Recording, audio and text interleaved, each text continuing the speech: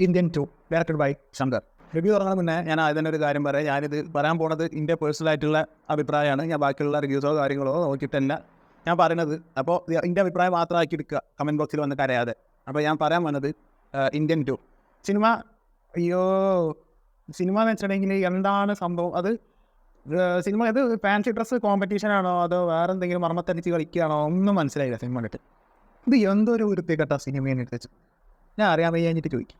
അതായത് ചില സിനിമകൾ നമ്മൾ കാണുമ്പോൾ ഈ സിനിമയുടെ ബാക്കിൽ പ്രവർത്തിച്ചിട്ടുള്ള ആൾക്കാർ സിനിമ കണ്ടിട്ടില്ല എന്നുള്ളത് തോന്നിപ്പോകും. ചില സിനിമകൾ അങ്ങനത്തെ അപൂർവമായ സിനിമയാണ് ഇന്ത്യൻ 2 എന്ന് പറയുന്നത്. സിനിമൻ്റെ ഒരു എന്താ പറയുക, ഒരു സിനിമയുടെ ഒരു ഭൂരിഭാഗം സംഭവിക്കുന്ന ഒരു സംഭവം ഞാൻ പറഞ്ഞുതരാം. സ്പോയിലറൊന്നുമല്ല. അതിൽ കമലഹാസന് മർമ്മത്ത് അടിക്കുന്ന സംഭവം ഉണ്ടല്ലോ.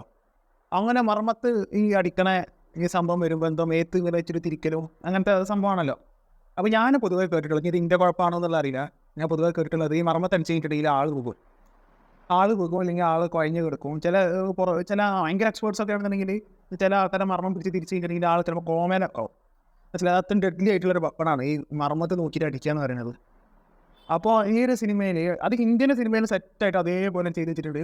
പക്ഷേ ഈ ഒരു സിനിമയ്ക്ക് എന്താ സംഭവം, ഈ സിനിമയിൽ എന്താ സംഭവം വെച്ചിട്ടുണ്ടെങ്കിൽ മർമ്മത്ത് ആദ്യത്തെ ഈ സിനിമയുടെ തുടക്കത്തിൽ കമലഹാസൻ ഇൻട്രോയിൽ ഒരു മെയിൻ വില്ലനെ ഇതേപോലെ ആക്കുന്നുണ്ട്. അപ്പോൾ 10,000 കൊല്ലം മുന്നത്തെ എന്തോ ഒരു സ്ത്രീയുടെ ശക്തി എന്തോ ഇതിൻ്റെ മേത്ത് കിട്ടും. സ്ത്രീയുടെ ശക്തി അല്ലാതെ പെണ്ണുങ്ങളെ പോരോ എന്നൊക്കെ പറഞ്ഞിട്ടാവും മർമ്മത്തടിച്ച്. അത് പോട്ടെ, ഒരു സീനല്ലേ, അത് പോട്ടെ. അങ്ങനെ അത് പോയി കുറച്ച് കഴിഞ്ഞപ്പോൾ മർമ്മത്തടിച്ചപ്പോൾ കുതിര പോരോ ഒരു വില്ല, കുതിര പോരാ മർമ്മത്തടിച്ച. ഇത് എന്താ സംഭവം എന്താ പറയുക? അങ്ങനെയാണ് സിനിമ. അതാണ് സിനിമയുടെ സ്റ്റാൻഡേർഡ് എന്ന് പറയുന്നത്. അതാണ് തീരെ ഒരു അത് ഇതിൻ്റെ കോസ്റ്റ്യൂംസ് കാണണം. കോസ്റ്റ്യൂംസ് എന്ന് വെച്ചിട്ടുണ്ടെങ്കിൽ പക്ക ഫാൻസി ഡ്രസ് കോമ്പറ്റീഷൻക്ക് നമ്മളെ ഇത് പണ്ടത്തെ ഇപ്പോൾ ഇന്നും നമുക്ക് കാണാം. ചില LKG കുട്ടികളൊക്കെ ഈ ഡ്രസ്സൊക്കെ മാറ്റി സ്വാതന്ത്ര്യ ദിനത്തിൻ്റെ അത് സുഭാഷ് ചന്ദ്രബോസായിട്ടോ ഗാന്ധിജിയായിട്ടൊക്കെ ഡ്രസ്സ് ഇങ്ങനെ മാറ്റി വന്നിക്കൂലേ, അത് ഇതിനേക്കാളും വൃത്തിണ്ടാവും കാണാൻ. അങ്ങനെ ഭയങ്കര ഇതായിട്ട്. അതേപോലെ തന്നെ നിരത്തെ താടി, കിഡോ കിടിലൻ അതാണ്. അങ്ങനെ ഇതിൻ്റെ കോസ്റ്റ്യൂംസും ഇത് അയ്യോ ഈ താടി എന്നൊക്കെ കാണണം. മറ്റത് ഇങ്ങനെ ഒരു അപരാധം വേണ്ടിയില്ലായിരുന്നു പോയി സത്യം പറയാം. സിനിമയിൽ ആകെ എനിക്കൊരു ഒന്നും നല്ല എനിക്ക് ഇഷ്ടപ്പെട്ടത് ഒരു ഇൻ്റർവെല്ല് ഒക്കെ കഴിഞ്ഞിട്ട് ഇൻ്റർവെല്ല് ഇങ്ങനെയൊക്കെ കണ്ട് തീർത്ത് വേറെ വഴിയില്ലല്ലോ. അങ്ങനെ ഇൻ്റർവെല്ല് കഴിഞ്ഞ് ഇങ്ങനെ ഒരു മറ്റേ കുറച്ചൊരു ഇമോഷണൽ സീൻസ് ഉണ്ട്. ആ ഇമോഷണൽ സീനിന് മറ്റേ സിദ്ധാർത്ഥ് ഉണ്ടല്ലോ, അതിൽ സിദ്ധാർത്ഥ് കിട്ടിലാണ് എൻ്റെ ക്യാരക്ടർ ചെയ്തിട്ടുണ്ട്. ആ സത്യം പറഞ്ഞിട്ടുണ്ടെങ്കിൽ കമലഹാസനെ സ്ക്രീനിൽ കാണിക്കുന്ന സമയത്താണ് ആകെ മൂഡ് പോകുന്നത്. പക്ഷെ നേരെ മറ്റേ സിദ്ധാർത്ഥിനെ കാണിക്കുന്ന സമയത്ത് ഒരു എനർജിയാണ്.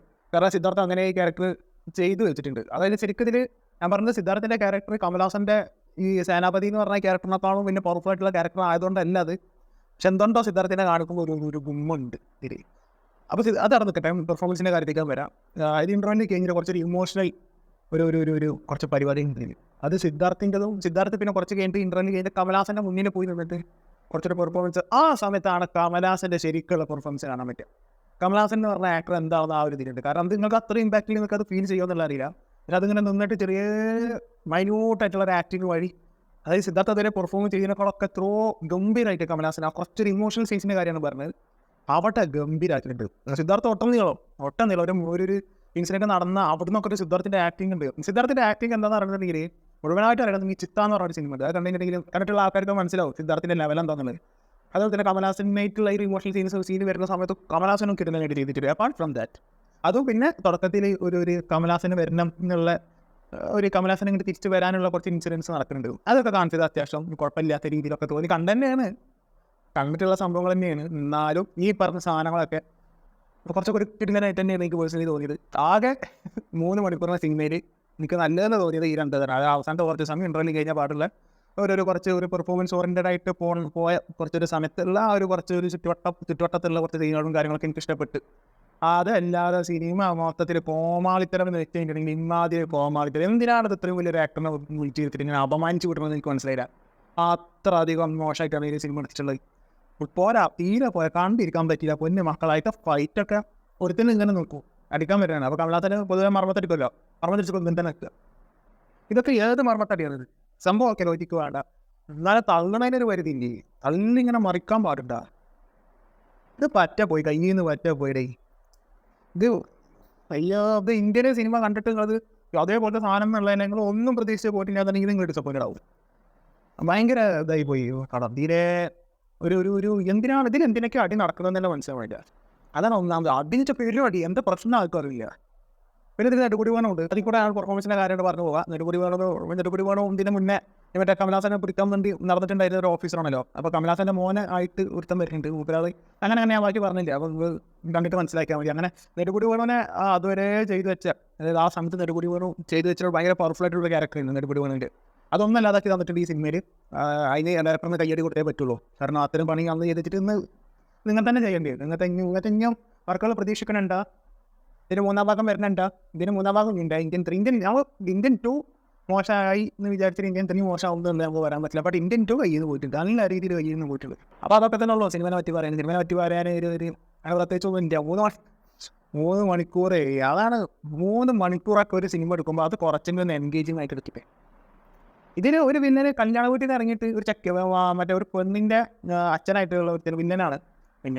പിന്നനാണ് പണ്ട് കൈപ്പൂനൊക്കെ വെച്ച് അങ്ങനത്തെ സെറ്റപ്പിലൊക്കെ ഉള്ളൊരാൾ മറ്റേ കല്യാണ വീട്ടിൽ നിന്ന് കുതിര പോലെ പോകണം ഒരു സീനുണ്ട്. അപ്പോൾ കമലഹാസന് ഇങ്ങനെ ബാക്കിൽ ആരും കാണാതെ ഇങ്ങനെ അവന് ഓർഡർ ഇങ്ങനെ കണ്ട് രസിച്ച് ഇങ്ങനെ പോകുന്നത് ഇൻ്റർവെല്ലിൽ കൂളിംഗ് ഗ്ലാസ് വെച്ചിട്ട് തിരിച്ചിട്ട് നടത്തുന്നുണ്ട്. ഇതിൻ്റെ അപ്പോന്നു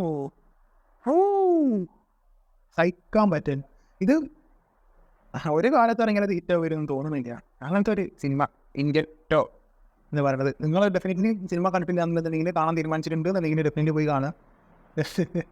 കണ്ടിട്ടില്ലാത്തവർ കണ്ടവർ സിനിമ കണ്ടിട്ടുള്ളവർ കമൻറ്റ് ബോക്സിൽ അഭിപ്രായം വെക്കുക. ഇത് സൈനിങ് ഔട്ട്.